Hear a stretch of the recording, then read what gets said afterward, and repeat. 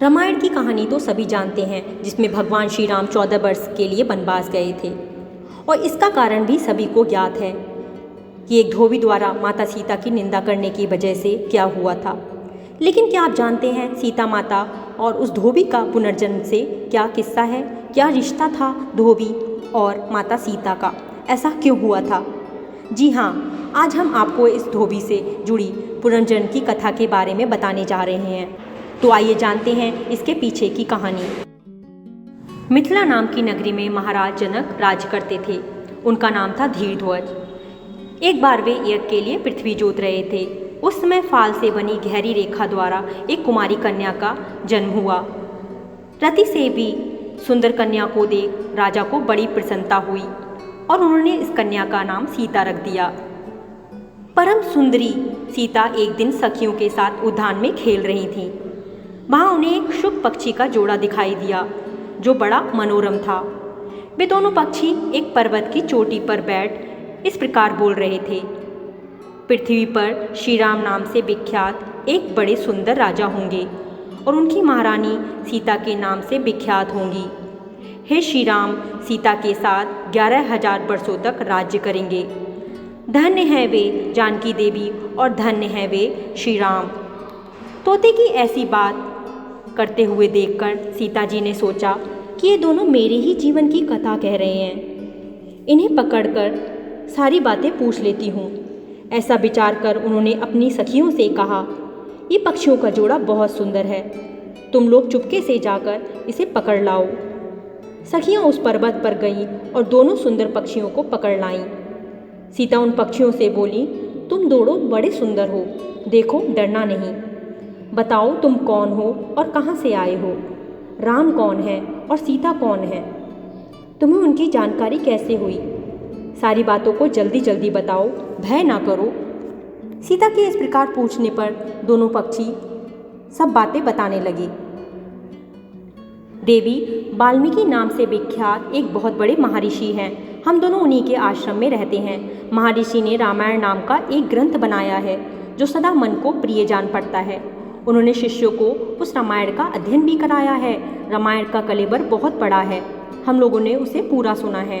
राम और जानकी कौन है, इस बात को हम बताते हैं तथा इसकी भी सूचना देते हैं कि जानकी के विषय में क्या क्या बातें होने वाली हैं। तुम ध्यान देकर सुनो।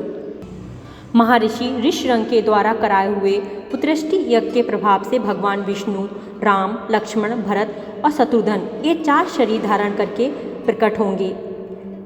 देवांगनाएं भी उनकी उत्तम कथा का ज्ञान करेंगी। श्री राम महर्षि विश्वामित्र के साथ भाई लक्ष्मण सहित हाथ में धनुष लिए मिथिला पधारेंगे। उसमें वहाँ वे शिव के धनुष को तोड़ेंगे और अत्यंत मनोहर रूप वाली सीता को अपनी पत्नी के रूप में ग्रहण करेंगे। फिर उन्हीं के साथ श्री राम अपने विशाल राज्य का पालन करेंगे। ये बात और भी बहुत सारी बात वहाँ हमारे सुनने में आई हैं। सुंदरी, हमने तुम्हें सब कुछ बता दिया, अब हम जाना चाहते हैं, हमें छोड़ दो। पक्षियों की यही अत्यंत मधुर बातें सुनकर सीता ने उन्हें मन में धारण किया और पुनः उन दोनों से पूछा, राम कहाँ होंगे, वे किसके पुत्र हैं और कैसे वे आकर जानकी को ग्रहण करेंगे? मनुष्य अवतार में उनका विग्रह कैसे होगा? उनका प्रश्न सुनकर सुखी मन ही मन जान गई कि यही सीता हैं। उन्हें पहचान कर वह सामने आकर उनके चरणों पर गिरकर बोली, श्री रामचंद्र का मुख कमल के कली के समान सुंदर होगा, नेत्र बड़े बड़े और खिले हुए, नासिका ऊंची पतली और मनोहारिणी होगी, भुजाएं घुटनों तक, गला शंख के समान होगा, वक्षस्थल उत्तम व चौड़ा होगा, उसमें श्रीवत्स का चिन्ह होगा। श्री राम ऐसा ही मनोहर रूप धारण करने वाले हैं। मैं उनका वर्णन क्या करूं और कैसे कर सकती हूँ? जिसमें 100 मुख हैं, वह भी उन गुणों का बखान नहीं कर सकता। फिर हमारे जैसे पक्षी की क्या विसात है। वे जानकी देवी धन्य हैं जो शीघ्र रघुनाथ जी के साथ हजारों वर्षों तक प्रसन्नतापूर्वक विहार करेंगी। परंतु सुंदरी, तुम कौन हो? पक्षियों की बात सुनकर सीता अपने जन्म की चर्चा करते हुए बोली, जिसे तुम लोग जानकी कह रहे हो वह जनक की पुत्री मैं ही हूँ। श्री राम जब यहाँ आकर मुझे स्वीकार करेंगे तभी मैं तुम दोनों को छोड़ूंगी। तुम इच्छा अनुसार खेलते हुए मेरे घर में सुख से रहो। यह सुनकर सुखी ने जानकी से कहा, साध्वी, हम वन के पक्षी हैं, हम तुम्हारे घर में सुख ही नहीं रह सकते। हमें यहाँ सुख नहीं मिलेगा। मैं गर्भिणी हूँ, अपने स्थान पर जाकर बच्चे को पैदा करूँगी, उसके बाद फिर यहाँ आ जाऊंगी। उसका ऐसा कहने पर सीता ने उसे नहीं छोड़ा। तब उसके पति ने कहा, सीता, मेरी भार्या को छोड़ दो, यह गर्भिणी है। जब यह बच्चों को जन्म दे लेगी तब इसे लेकर फिर तुम्हारे पास आ जाऊंगा। तोते के ऐसा कहने पर जानकी ने कहा, महामते, तुम आराम से जा सकते हो, परंतु मैं इसे अपने पास ही रखूंगी, बड़े सुख से रखूंगी। जब सीता ने उस शुकी को छोड़ने से मना कर दिया तब वह अत्यंत दुखी हो गया। उसने करुणायुक्त वाणी में कहा, योगी लोग जो बात कहते हैं वह सत्य है। किसी से कुछ ना कहें, मौन होकर रहें, नहीं तो उन्मत्त प्राणी अपनी वचन रूपी दोष के कारण ही बंधन में पड़ता है। यदि हम इस पर्वत के ऊपर बैठकर वार्तालाप ना करते तो हमारे लिए बंधन कैसे प्राप्त होता, इसलिए मौन ही रहना चाहिए। इतना कहकर पक्षी पुनः बोला, सुंदरी, मैं अपनी भार्या के बिना जीवित नहीं रह सकता, इसलिए इसे छोड़ दो। सीता, तुम बहुत अच्छी हो, मेरी प्रार्थना मान लो।